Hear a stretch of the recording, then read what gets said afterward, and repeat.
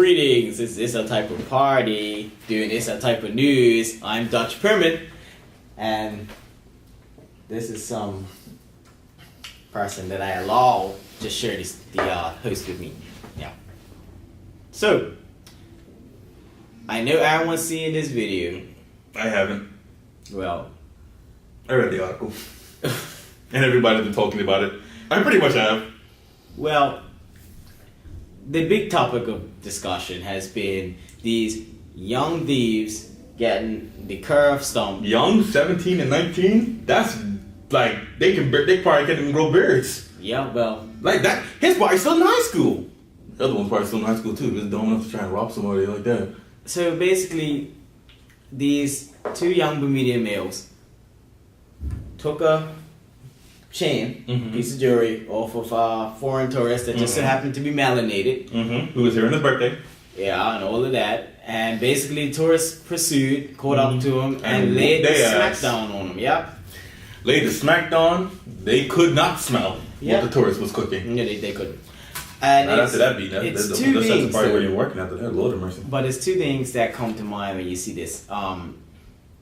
The responses have been split directly down the middle. They really have. With those who are on the side of it's excessive force, and those who are on the side of If you take my stuff, I'm gonna whoop your ass. Exactly.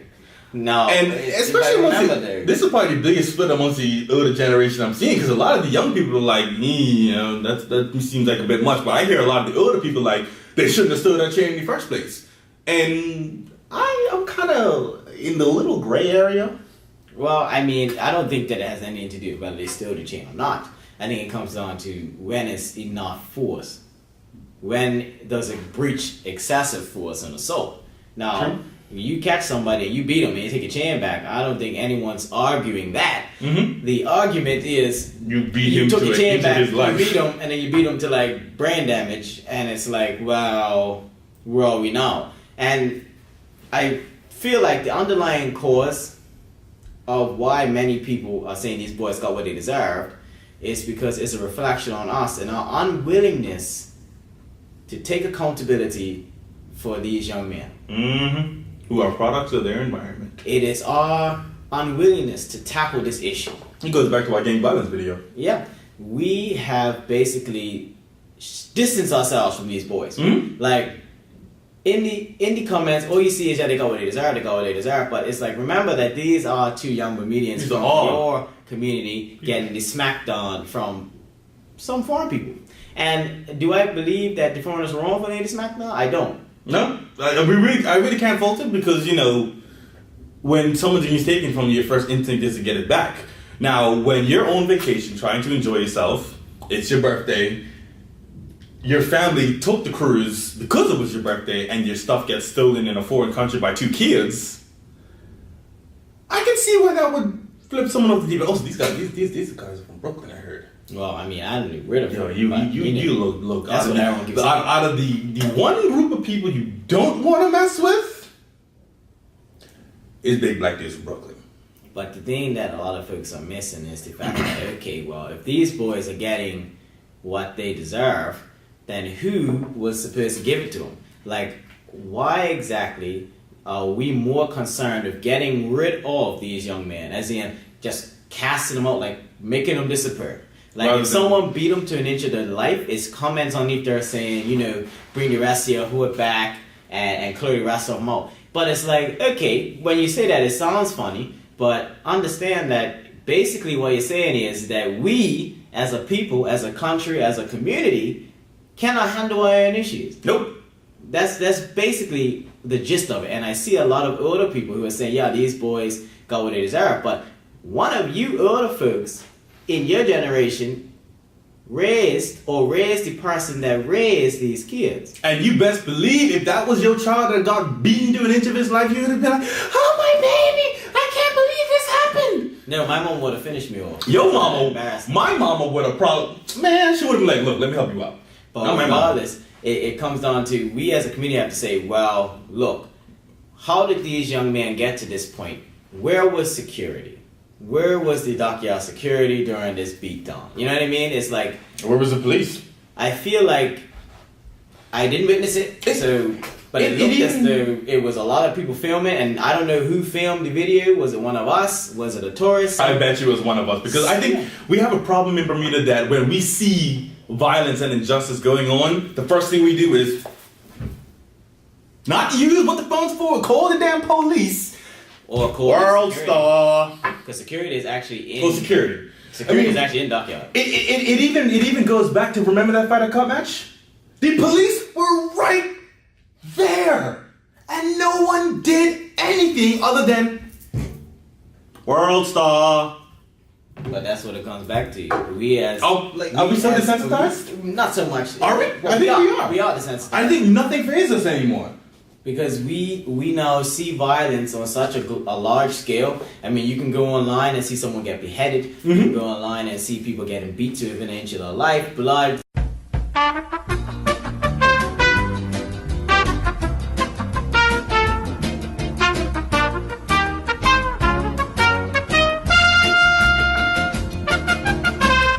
Basically, the desensitizing of social media recently has just made it as though seeing barbaric acts of violence and beheadings and all that just mean nothing. And I mean, it's a very big distance between our community of Bermudians and these boys, because all the comments are acting as though these kids just sprang up and like they're just these weak links of society. But I mean, they've been there. We sculpted them. We built them. And when I say we, I mean each of us, from the parents to the teachers, all of us knew what these boys were about, and we always just looked the other way.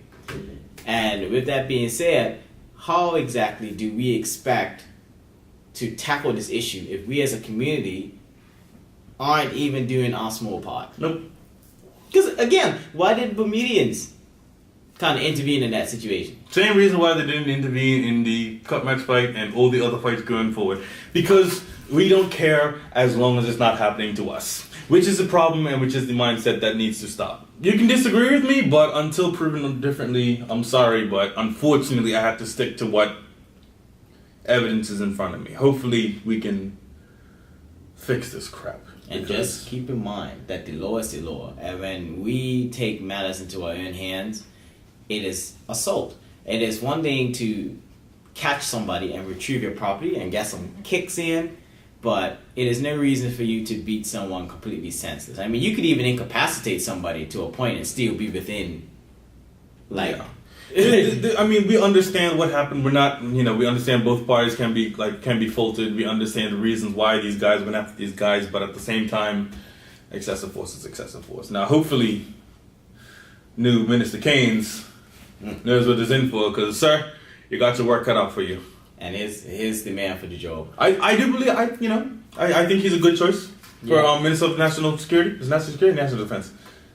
National Security. Security, that's the same thing. Well, you're for this, okay? No, whatever. But apparently they were fined $300 and sent on their merry way. Now, I feel as though that slap on the wrist is convenient. I feel like it's a clean slate for both parties, because, I mean, yes, maybe some people feel like they might have got a heftier sentence for assault, but at the end of the day, these kids robbed them, they suffered the consequence of the action, the tourists got a punishment, and they go on their merry way.